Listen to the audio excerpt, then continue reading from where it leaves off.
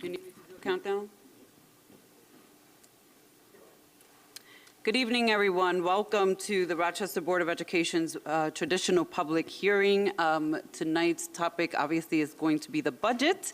So a few things for those who are joining, either watching at home or sitting in the audience waiting to speak. We have 15 speakers with a combination of speakers both in person and in Zoom, and 4 speaker comments that have been submitted. Those are public and have been already provided to the entire Board of Education for review. Tonight, during the traditional public budget hearings, it is our job tonight to just listen to all of the speakers. And so that's what we will be doing tonight. There will be no commentary back from the board to community or to each other. This is just again, a hearing budget session. So with that, I do want to review some quick key dates. I just want to remind my colleagues that tomorrow is actually the deadline for round 2 for question submissions to the administration.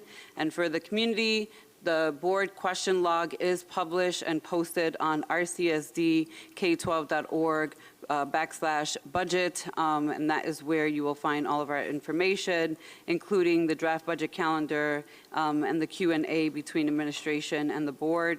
The next key budget dates, we are coming up on April 26th is our first budget deliberation session.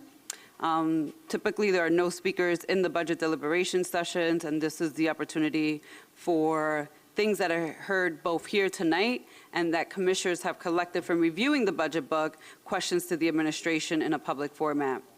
So that is a in-person, public, live, back and forth on the budget. The next deliberation after that is May 5th at 5:30. And then Monday, May 5th, we, as the board, submit a memo with the final board concerns to the administration. And then on May 10th, we will be voting for the budget adoption at 5:30 p.m. With that, I'm going to turn it over to our clerk to call on our first speaker. Thank you. Good evening, everyone. Welcome to our public budget hearing. We have, as Vice President LeBron stated, several speakers attending via Zoom, as well as some in person. I understand that the first speaker, Maria Lopez, is attending via Zoom, but she is not in the waiting room just yet, so I will move on to the next speaker, and we will see if she will join at a later time. So the first speaker addressing the board is Mary Callahan, a parent, on the budget. Ms. Callahan, are you there? Yes.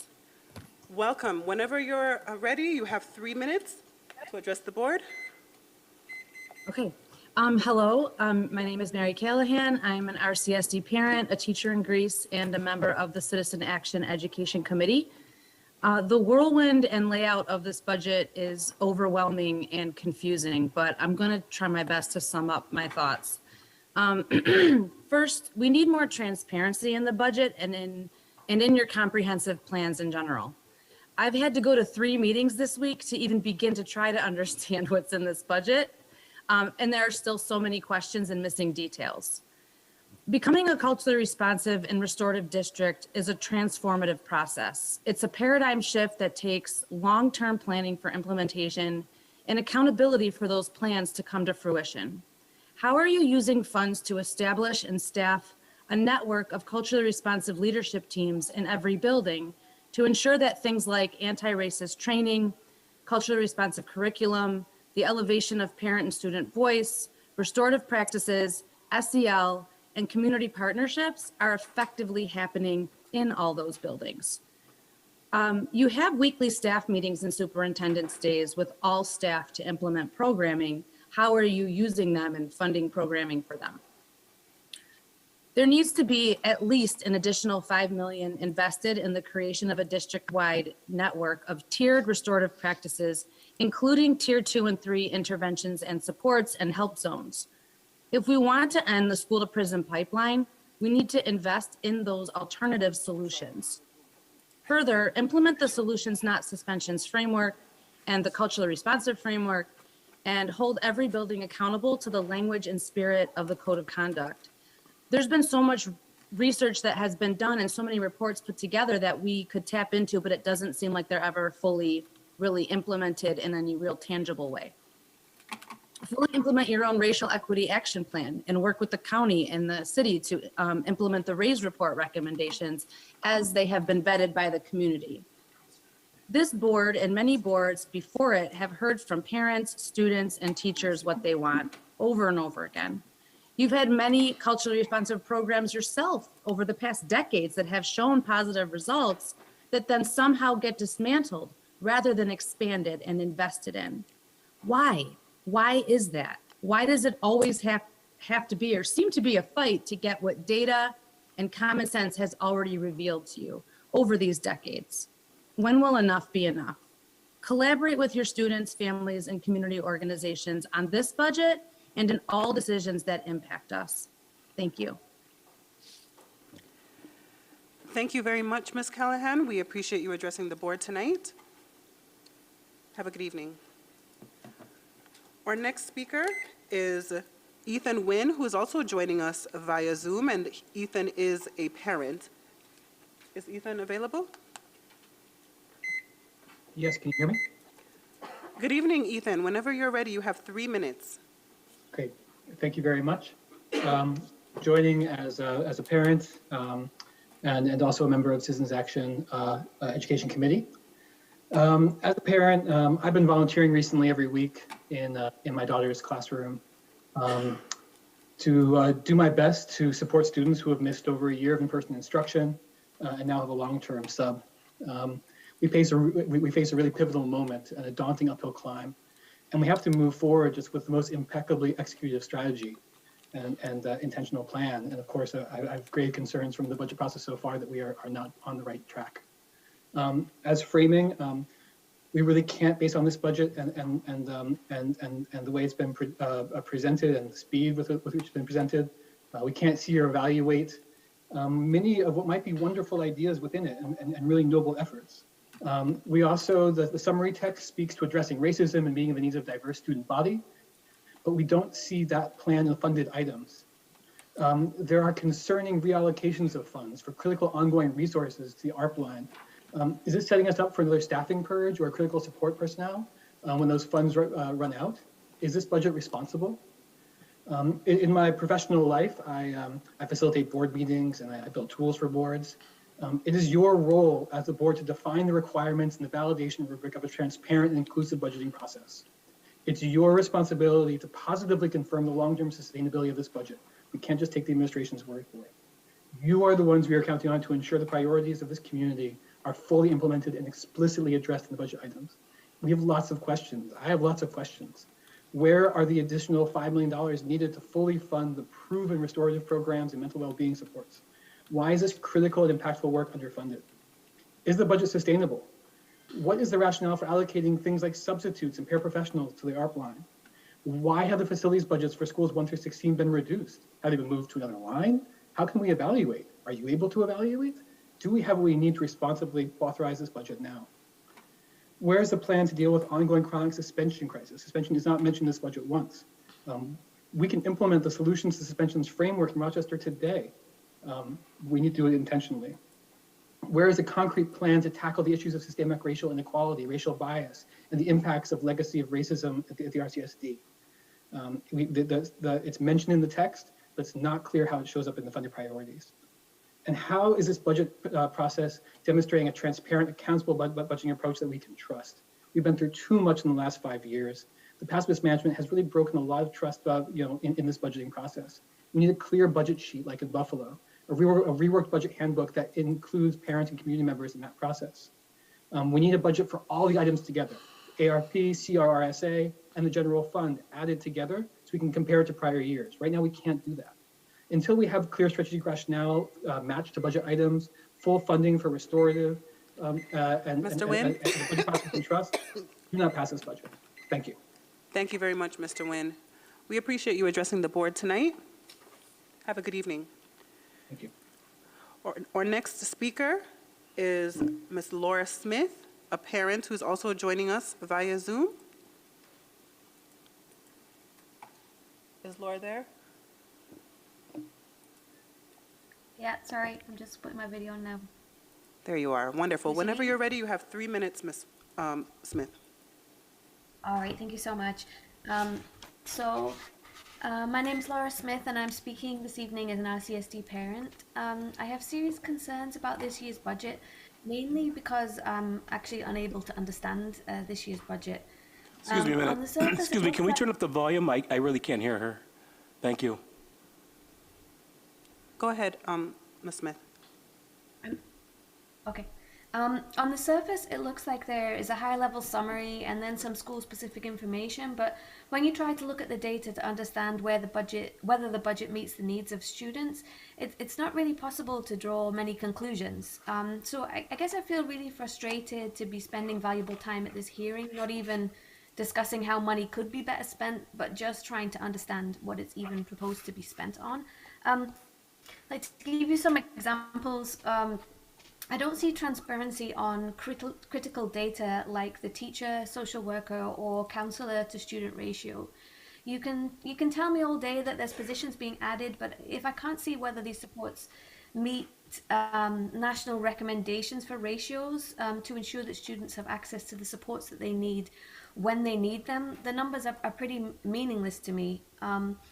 I did have some specific questions, which in this kind of format, I don't feel like it's very easy to ask. So I'm going to send an email over with the line items that I specifically don't understand if someone would be willing to help me with those. But I guess I do want to spend my couple of minutes now just saying what I really want the budget to deliver as a parent. So as a parent, I want to know that when my daughter puts her hand up in class to ask for help, there are enough adults in the room to answer her question. I want to know that if she has a mental health issue, there is someone in the building she can connect with that day and somebody who can provide long-term support. I want to know that none of her classmates are sitting struggling simply because there is no one to give them the one-on-one support that they need to succeed. I want investment in my child and in every other child in this district. So if you're making that investment, then great, fabulous, show it. If you aren't, then show that too, and we can have a conversation about realigning your priorities to best support the students of this district. I really would value more transparency and more explanations so that we can fully understand the budget process. But thank you for your time today. Thank you very much, Laura. We appreciate you addressing the board tonight. Have a good evening. Our next speaker, or the next person who signed up to speak, is a Kelly Manigault, a parent via Zoom, but I'm not seeing her in the Zoom room. So we are going to move on to Susanna Iadarola, another parent. Susanna, are you there? Yes, I'm here. Thank you. Thank you, Susanna. Whenever you're ready, you have 3 minutes, and you may begin. Thank you. So, good evening to the board. I come to you as a pediatric psychologist in developmental disabilities at the University of Rochester Medical Center with an emphasis on that intersection between disability and mental health. And I will tell you that I work in an outpatient clinic. We have high clinical caseloads. We've had wait lists for forever. And in response to the pandemic, we moved to telehealth. We maintained our clinical caseloads. We bent over backwards to meet the needs of families. And even more than 2 years into this pandemic, we have never seen wait lists this long. We are significantly behind in keeping up with the demand from the community, with a significantly and exponentially increase in developmental delays and needs around developmental diagnostic services, as well as access to specialized services to address those needs. And we are also seeing an increase in the needs of children with mental health and disabilities that are unprecedented.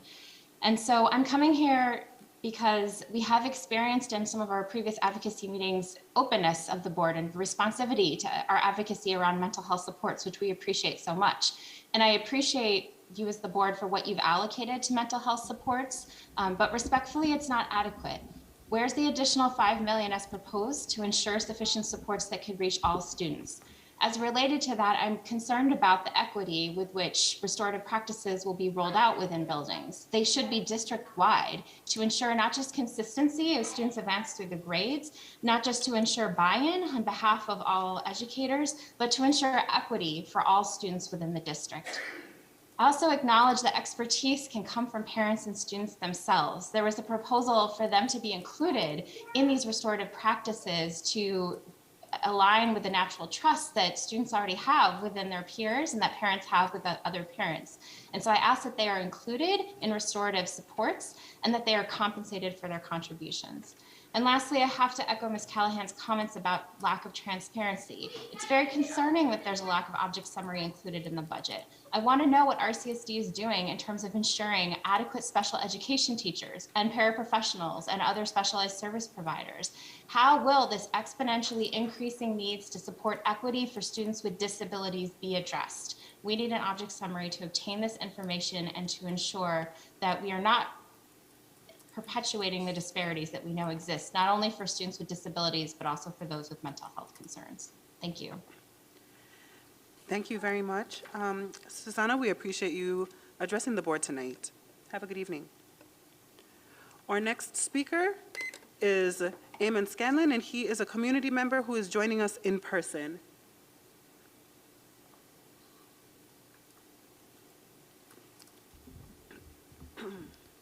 Good evening. My name is Eamonn Scanlon. I'm the Education Policy Director at the Children's Agenda, also an RCSD parent.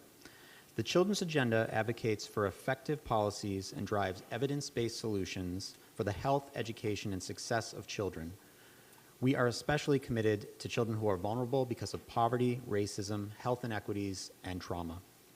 For the past 5 years, the Children's Agenda has reviewed the RCSD budget with a focus on funding and programming for school climate, special education, multilingual learning, early childhood, and budget transparency. The COVID-19 pandemic and 3 federal stimulus packages have created a unique situation at RCSD, where the resources available to support students have never been greater, and at the same time, so are the needs of students. In the fall of 2021, a national emergency for children's mental health was declared by several pediatric health organizations. One study of all mental health-related emergency department visits showed a sharp increase between mid-March and October of 2020, with increases of 24% among children ages 5 to 11 years old and 31% among adolescents aged 12 to 17 years old, compared with the same period in 2019. Locally, RCS students had to wait 544 days between the COVID-19 lockdown in March 2020 and the return of full-time in-person learning in September 2021. Students are returning to school after experiencing prolonged periods of social isolation, food insecurity, homelessness, the death of loved ones and caregivers, a surge in community violence, and the ongoing trauma of all these hardships.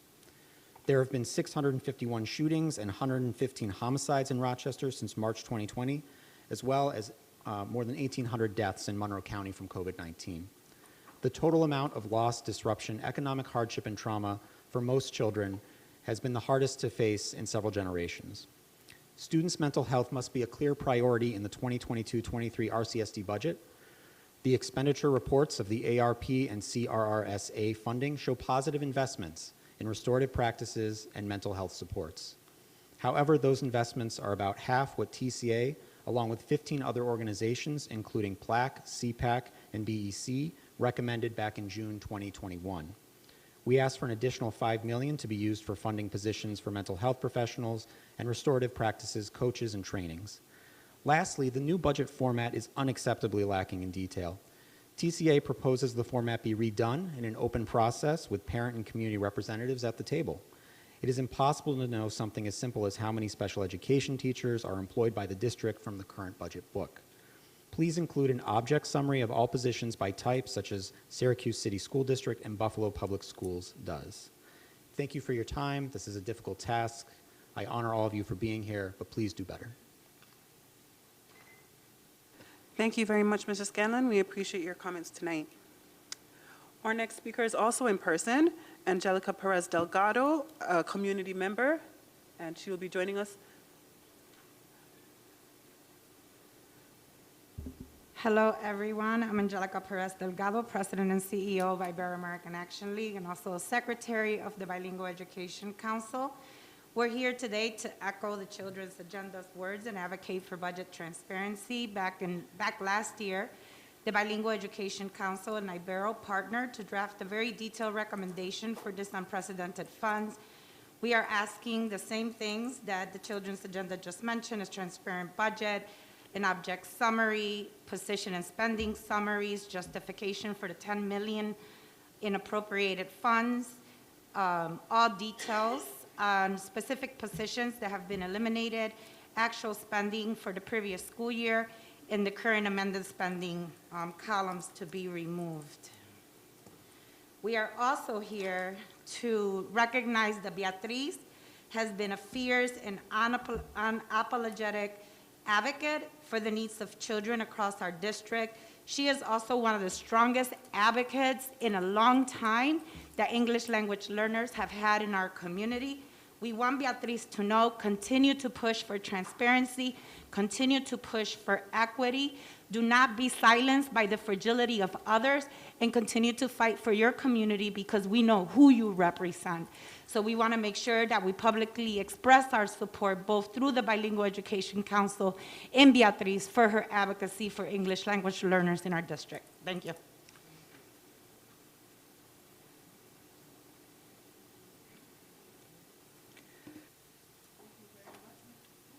Thank you very much, Ms. Perez Delgado. We appreciate you addressing the board tonight.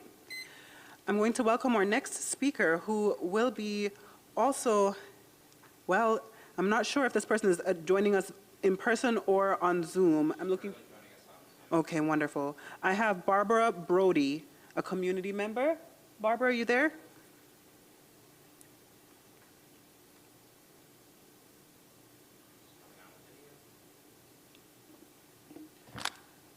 Barbara, are you there?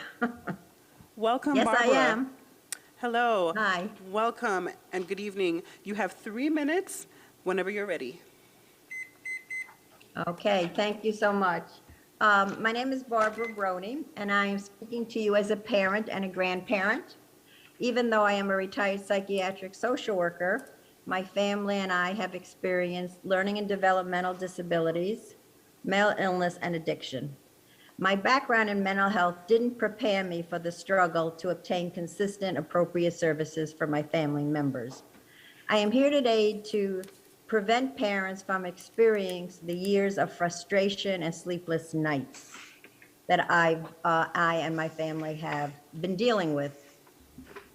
With the additional funds and the stimulus funds, I hope you will consider my suggestions for mental health standards throughout the district for prevention and intervention. One would be training in-house parent groups to understand the mental health issues for their family members and to become advocates. 2, to use prevention techniques as restorative practices and help zones throughout the district so that we can build relationships and help people deal with coping skills, and so they can diffuse conflicts should they arise. 3, mental health first aid, to create peer mentors for struggling students with social and emotional issues as well as academic issues. And the last thing would be hiring mental health professionals. In the normal course of childhood, children can experience various degrees of stress. Severe repercussions may occur if left untreated. Mental health professionals are a necessity because they are able to diagnose, assess severity, make referrals, and work with parents to obtain treatment. Left unchecked, the youth can demonstrate violent behaviors towards themselves and others. We have a unique opportunity because of the new funding to turn our school climate into caring communities that offer staff, parents, and students a nurturing and academic environment where children love to learn. Thank you for your time. Thank you very much for joining us, Barbara. We appreciate your time tonight. Have a good evening. Thank you. Our next speaker is also going to be joining us in person, and that is Ann Lewis. Ann, whenever you're ready.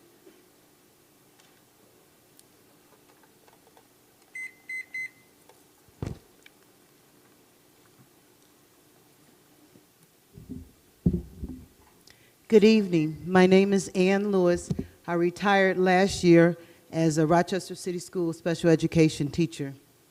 I say to you, we must put mechanisms in place to prevent dead weight school commissioners who appear not to have the ability to successfully develop a school budget to develop a school budget. This evening, I am advocating for the inception of term limits for the following offices: commissioners of our schools, city council, and mayor. A term limit is a legal restriction that limits the number of years an elected official can serve in a particular elected office. On February 27, 1951, the 22nd Amendment put in place the restriction that the United States President is only allowed to hold the office of President for 2 concurrent terms of 4 years each. Why do we need term limits? Term limits legislation can break down the cycle of lifetime seat holders. Currently, as you know, we have one school board member who has been on school board for 19 years and another for 17 years. Unfortunately, under their reign, they have not been working diligently to provide the quality education that our children deserve. If we modify our city charter to put in place term limits, I strongly believe it would help restore trust in local government. Elected officials would be forced to remain accountable to the residents. Term limits would stop elected officials from becoming too powerful and simply winning elections off of their name recognition and support from big PAC dollars. And hopefully, Rochester can secure a school budget that is fiscally responsive to the needs of our children. If the dead weight is finally put to rest, it is time to become forward thinkers. Currently, 10 major cities, New York, Los Angeles, and Phoenix, just to mention a few, have term limits for the office of mayor. 36 states have term limits for the office of governor, and there are a dozen cities that have term limits for their city council members and school board members. Commissioners, you might be thinking our residents don't want term limits, but I assure you, you are wrong. Currently, I have in my possession on hard copies and signatures secured on our online petition hosted by change.org, over 400 signatures. Concerned residents are jumping at the opportunity to sign the petition. They are determined to put in place accountability strategies for our local elected officials, and that means you. I want to thank Commissioner LeBron for signing our petition for term limits. We need term limits. Again, my name is Ann Lewis, and I thank you. Thank you, Ms. Lewis. We appreciate your time tonight and you addressing the board. Our next speaker is Mark Anderson. He is addressing us in person. Is Mark in the room? Is Mark Anderson in the room? Does not appear so, so I will move on to our next speaker who's addressing us via Zoom, Anthony McCabe, a staff member.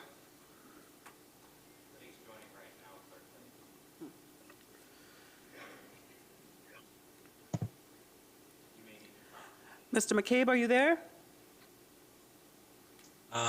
Yes, I am. Wonderful. Whenever you are ready, well, good evening, and whenever you're ready, you have 3 minutes. All right, thanks very much. I'm a teacher at Franklin, here to speak in support of allocating more funding toward better IT resources for teachers in regards to more advanced software for interacting with our students and parents, most specifically a better learning management system, or LMS. Our current LMS, Google Classroom, is severely lacking in terms of features, functionality, and customizability. Many districts use learning management systems that provide broad, beneficial data for teachers and parents, such as when students are engaged in their work, both in and out of the classroom, and how long they're engaged. For a district that's so dedicated to collecting and using data to monitor student progress, Google Classroom provides little to no data for teachers and only provides the most basic tools to evaluate student progress and ability.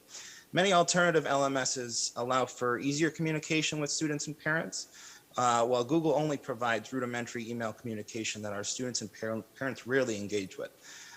Finally, Google Classroom has no integration with PowerTeacher, our current grading system, forcing teachers to needlessly input grades manually into a vastly outdated and difficult to use system. Finally, I want to address the absurdity of board members using legal tactics to address clearly personal disagreements, especially during a time of such important actual work regarding the budget for our students and families. Over my past 4 years in the district as a teacher, I've regularly tuned into board meetings, watching personalities waste time with personal disagreements on how board meetings should be handled and how they don't like how they're being treated by each other. Something that I believe needs to be handled outside the public's time. If there's a disagreement with process or parliamentary procedure, board members should take it up with the parliamentarian on their time. Now that a particular board member who has taken legal action with another, I believe it important to speak in defense of the board member who is consistently and actively working on behalf of students and families in our district. Regularly, Vice President LeBron speaks on real issues facing our community and vehemently fights for the real and current needs of our families. Though she may be forceful and blunt with her tone, the community overwhelmingly supports VP LeBron's endeavors because they're clearly rooted in true activism for change on behalf of families in a district that desperately needs it. Instead of working through the issues with VP LeBron, Commissioner Powell has set up a dichotomy on who is best suited to fight on the board for the needs of our families. And since during her nearly 20 years on the board, many as chair of the Finance Committee, the district has been in consistent freefall. I believe this situation presents a moment for the community to come together and reevaluate Commissioner Powell's continued re-election to the board. I'm calling on community members to step forward and begin to search for and to support a candidacy to replace Commissioner Powell in 2023 so that our board and budget priorities can move in a new and fresh direction that is more closely aligned with what our district's students and families need. Thanks very much. Thank you very much, Mr. McCabe. Thank you again for joining us and for addressing the board. Have a good evening. Our next speaker is Kristin French, who is joining us on Zoom. Another staff member. Can I start? Yes, you may. Whenever you're ready, 3 minutes. Okay, thank you. I've been a Rochester resident and an RCSD employee for almost 20 years, and over the time, the actions of top decision makers that involve the RCSD students and staff have been increasingly harmful. Each budget season, there's an opportunity to reverse this trend and intentionally invest in what our students want and need. With a declining enrollment and extremely high staff resignation rate, and with 700 staff vacancies, there should be an individual page in the budget book specifically listing what will truly help retain the incredible students and staff we have and will attract more to our district.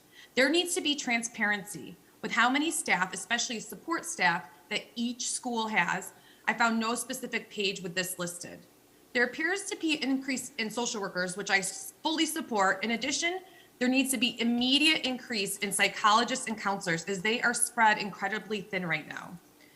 There needs to be a specific budget book page dedicated to the increase in SEL resources that also addresses the urgent need for harm reduction. Less than 10% of the ARP funds are currently dedicated to the SEL support, but we have been pleading for much more. I suggest funds that are labeled curriculum development and supervision line, move them to the following: $2 million for students to have weekly scheduled counseling sessions, $1 million for more before and after school activities, and $1 million more for mentors and peer mediation, and for recess, play, and opportunities for students to socialize. In a community poll on the topic of specialized school programs, more than half of the respondents suggested trade schools, while others suggested a designated elementary art school, a Montessori at the secondary level, and a healthcare high school. So what can be done about that right now? I urge the superintendent's team to survey all the elementary schools in the district that have no specific program and ask them if they want to become an art school and choose one and make it happen right away. And one last wonder.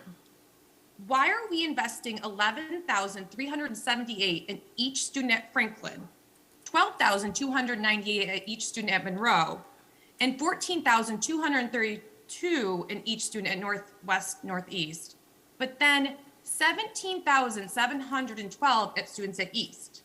That's $6,334 more for each student at East compared to Franklin. So why is there a discrepancy? Is as we created a suburb right here in our own district. So I propose every high school and middle school budgets get immediately changed so they are more commensurate with East. And I'd like to end with thanking Vice President LeBron for your continued leadership and dedication to our district, especially during this budget season. Your energy, knowledge, and direct school community involvement may seem threatening to those that can't relate, but I assure you it is critical to our district progressing. Thank you. Thank you for addressing the board tonight. Ms. French, we appreciate your time. Thank you. Have a good evening. Our next speaker is Claire Labrosa, a staff member joining us via Zoom. Hi, can you hear me? Yes, we can. We can see you as well. Whenever you're ready, Claire, you have 3 minutes, okay? Okay, I'm ready. My name is Claire Labrosa. I'm an EL teacher in the district as well as a city resident, and I'm here to speak on the budget, specifically the $5.1 million the district has budgeted for curriculum and supervision. And this is a 43% increase in spending in this area from last year. So first, I wanted to list the curriculums the district has purchased, rolled out, and then abandoned in the last 30 years in no particular order. Reading first, My View, Odell, Language Live, National Geographic, Being a Reader, Being a Writer, Springboard, AVID, Looking Forward, Read 180, Ramp Up to Literacy, Lexia, Engage New York, Lucy Calkins, Open Court, System 44. Wilson Reading, Success for All, Houghton Mifflin, Soar to Success, America's Choice, Really Great Reading, Failure-Free Reading, Reading Recovery, Junior Great Books, Time for Kids, Journeys, Edge Elastic, iReady. None of these curriculums were allowed the time necessary to even judge whether or not they were effective. It has also come to my attention that each curriculum was purchased with a multi-year contract, and the district often abandons them before the contract has expired. And this means that the district is currently paying for old curriculums while simultaneously paying for new curriculums and never allowing the time to see if any of these curriculums allowed for our students to show success. My questions for the board are, how do you judge the success of new curriculums? Can you validate paying for curriculums we are not using while also claiming a budget crisis that necessitates laying off staff and closing schools? How do you validate a 43% increase in spending on curriculum given the history we have with abandoning our curriculums before our staff are given time to master them and before students are given enough exposure to see whether or not they work? I have many more questions as it relates to the budget and a 3-year-old, but for now I will close with the fact that 30 of the 35 curriculums have been adopted and paid for in the 19 years Commissioner Powell has been on the board and 17 years Commissioner Elliott has been on the board. So how are you holding yourselves accountable for this many failed investments? Thank you so much for your time. Thank you, Ms. Labrosa. We appreciate your time this evening. Have a good evening. Bye. Our last speaker is Amy Schramm, a staff member who's addressing the board via Zoom.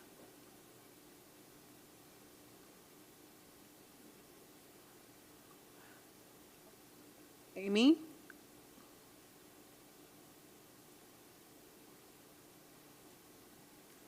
Is Ms. Schramm in the Zoom room? Hi, I'm here. I'm sorry, I was watching YouTube, and so I had to turn that off, so I apologize. No problem. Whenever you're ready, you have 3 minutes, Ms. Schramm.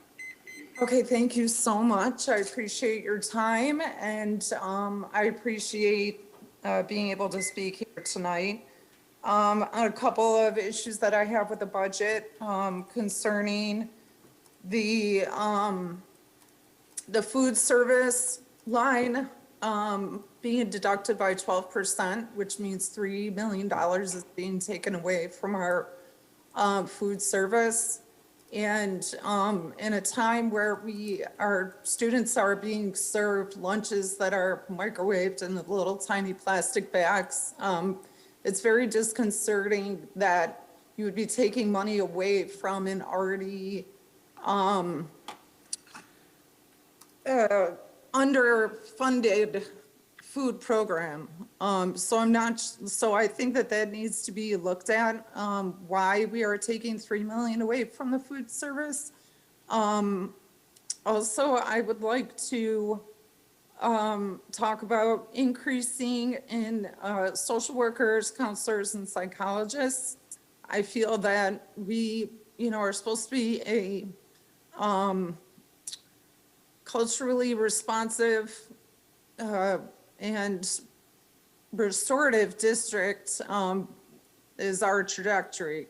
And I apologize that I'm sort of stammering at the moment because part of me feels like speaking from the heart when it comes to this, when it comes to these things. The increase in these areas would benefit our students tremendously, and I really echo the previous speakers that have spoken on this. I feel as if what we're doing right now, there's a few of us that are looking at the comparisons between what our district is doing with the extra funds compared to what other districts are doing with their funds and how they've already been able to spend their money on ramping up their schools, and whereas we're being told we can't spend it is very disconcerting.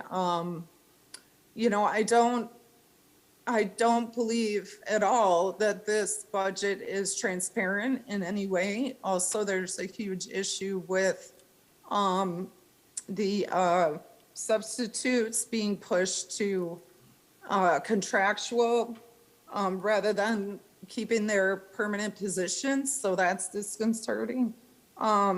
And I also wanted to speak on, you know, my support of Commissioner LeBron. She is active and in the schools. She, you know, has consistently shown that she works very hard and takes her job very seriously. And I echo what some other people have spoken on tonight in terms of the amount of time some board members have been on board and the decisions that have been made. And Ms. Schramm? Yeah, so thank you. I just wanted to say that, you know, sorry I'm stammering, but thank you. Thank you very much, Ms. Schramm. We appreciate your time this evening. Right before I hand it back, I want to give opportunity for Maria Lopez, who was to join us on Zoom. We're going to just try and see if she's in the waiting room. I do have an unidentified person in the Zoom room. And just a reminder for those addressing the board, when you enter the Zoom room, to please make sure that your name is correctly reflective of the name you signed up with the board office so that we can ensure you get in the Zoom meeting at the correct time. We're going to welcome the unidentified speaker and see if that is Maria Lopez.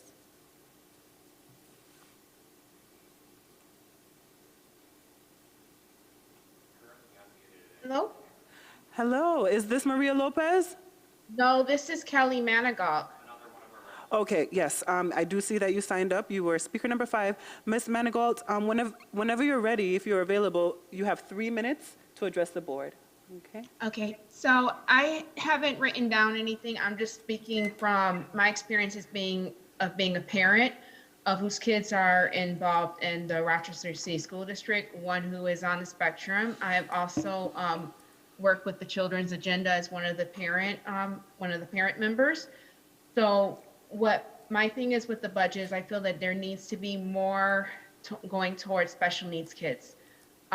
With the pandemic, one thing that I realized was, especially in January, where there was like an uprise in COVID cases, and the kids that were special needs, that were particularly in the autism group, went a week without being in school. It was all virtual, whereas the kids that were in regular education were able to go back to school. I feel that that's unacceptable, and I actually feel that that's against the American Rights of Disability Act. I felt it should have been the other way around. Our kids cannot focus through virtual.